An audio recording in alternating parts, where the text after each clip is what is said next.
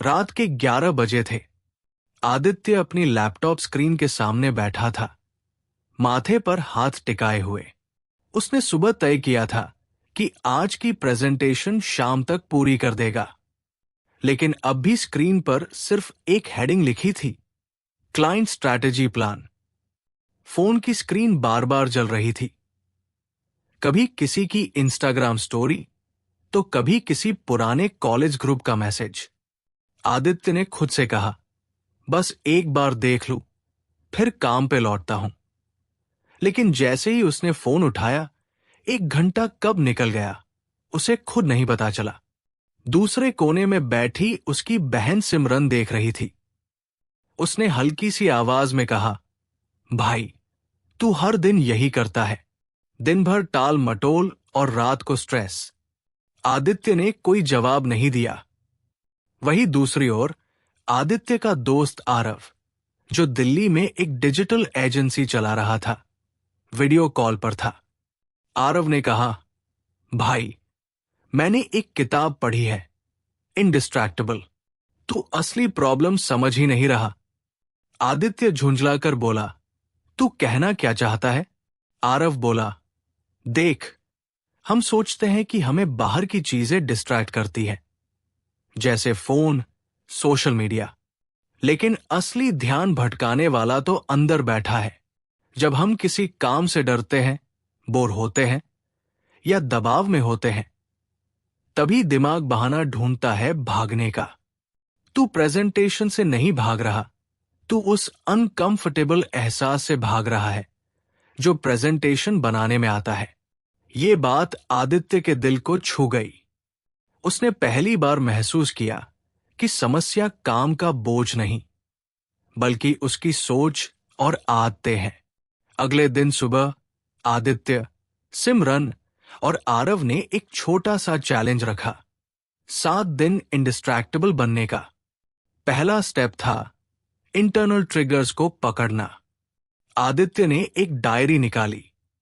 अब जब भी उसका मन भटकता, वो तुरंत लिखता, मैं अभी घबराया हूं क्योंकि प्रेजेंटेशन में क्या लिखूं समझ नहीं आ रहा, इसलिए मेरा मन सोशल मीडिया की तरफ भाग रहा है। सिमरन ने बताया कि जब वो पढ़ाई करते हुए बार बार फोन चेक करती है, तो असल में वो उस डर से भाग रही होती है कि कहीं वो टॉपिक समझ नहीं आया तो क्या होगा। और आरव ने बताया कि जब भी क्लाइंट से टफ बात करनी होती है, वो अचानक कोई जरूरी काम याद आने का बहाना बना लेता है। दूसरा स्टेप था टाइम बॉक्सिंग। तीनों ने अपने दिन को छोटे छोटे टाइम ब्लॉक्स में बांटना शुरू किया। सुबह 8 से 9 सिर्फ प्लानिंग, 9 से 11 डीप वर्क, 11 से 11:30 ब्रेक, और इसी तरह आगे। अब सब कुछ शेड्यूल में था। अब मैं क्या करूं जैसा सवाल दिन भर नहीं आता था, क्योंकि सब तय था। तीसरा स्टेप डिस्ट्रैक्शन का एक्सटर्नल कंट्रोल।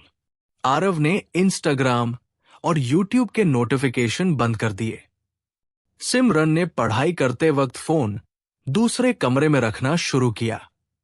आदित्य ने क्रोम एक्सटेंशन लगाया जो डिस्ट्रैक्टिंग वेबसाइट्स ब्लॉक करता था। धीरे धीरे तीनों को फर्क महसूस हुआ।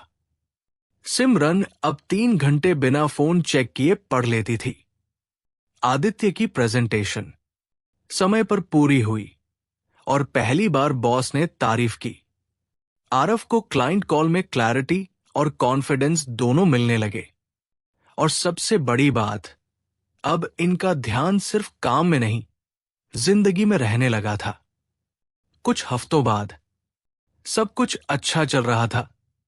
आदित्य, सिमरन और आरव तीनों ने अपने डिस्ट्रैक्शंस को बहुत हद तक कंट्रोल कर लिया था। लेकिन असली टेस्ट तो तब आता है जब जिंदगी अचानक केओस में बदल जाए। एक सुबह आदित्य को ऑफिस से कॉल आया, कल क्लाइंट की इमरजेंसी मीटिंग है, हमें स्ट्रैटेजी रात तक भेजनी है। साथ ही उसी दिन आदित्य की मम्मी की तबीयत भी थोड़ी बिगड़ गई। घर में माहौल भारी था। सिमरन की परीक्षा पास आ रही थी और वो मेंटल प्रेशर में थी। और आरव, उसे एक बड़े इन्वेस्टर से पिच करनी थी, लेकिन अचानक उसकी टीम के 2 बंदे बीमार पड़ गए।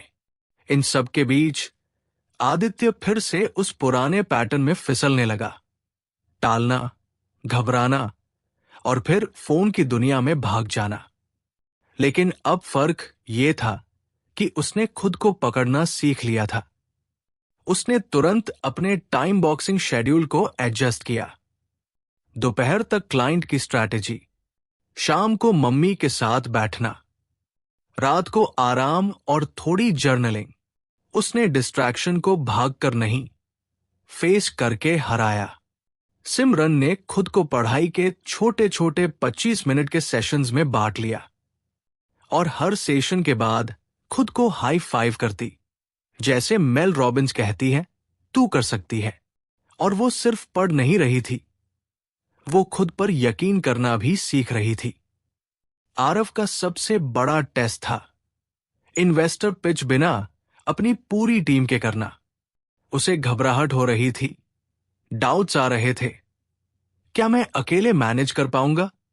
लेकिन उसने खुद को याद दिलाया, डिस्ट्रैक्शन सिर्फ डर की परछाई है। अगर मैं इस पल पर पूरा ध्यान दूं, तो जीत मेरी है। उसने एक चीज की, टाइम ब्लॉकिंग के साथ साथ आइडेंटिटी शिफ्टिंग। मतलब उसने खुद को कहा, मैं वो इंसान हूं जो कठिन हालात में भी फोकस रख सकता है। उसने अपने प्रेजेंटेशन के लिए 3 फोकस्ड घंटे निकाले, बिना फोन, बिना इंटरनेट, सिर्फ सोच और स्ट्रैटेजी। इन्वेस्टर मीटिंग में वो इतना शांति और क्लैरिटी से बोला कि इन्वेस्टर ने कहा, it was the cleanest pitch I've heard in a while. Aditya ने भी क्लाइंट प्रेजेंटेशन टाइम पर भेज दी और क्लाइंट ने कहा, इंप्रेसिव, वेरी स्ट्रक्चर्ड। और सिमरन की परीक्षा में इस बार उसके मार्क्स सबसे ज्यादा आए। तीनों ने सीखा, इंडिस्ट्रैक्टेबल बनना कोई डेस्टिनेशन नहीं है, ये एक माइंडसेट है।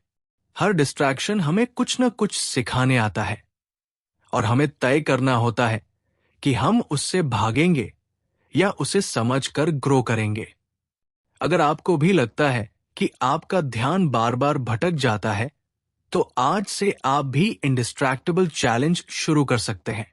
हर बार जब मन भटके, एक लाइन में लिखो कि आप अंदर से क्या महसूस कर रहे हो। अगले 7 दिन टाइम ब्लॉकिंग शुरू करो, चाहे वो सिर्फ सुबह का 1 घंटा ही क्यों न हो। डिस्ट्रैक्शंस को खुद से दूर मत करो, उनके पीछे की वजह समझो। कमेंट करो, मैं डिस्ट्रैक्शन से आजादी पाना चाहता हूं, और चलो साथ में ये चैलेंज शुरू करते हैं। और हां, कल एक नया वीडियो, एक नया माइंडसेट लेकर आएंगे। तब तक याद रखो, focus is your super power. उसे बर्बाद मत जाने दो।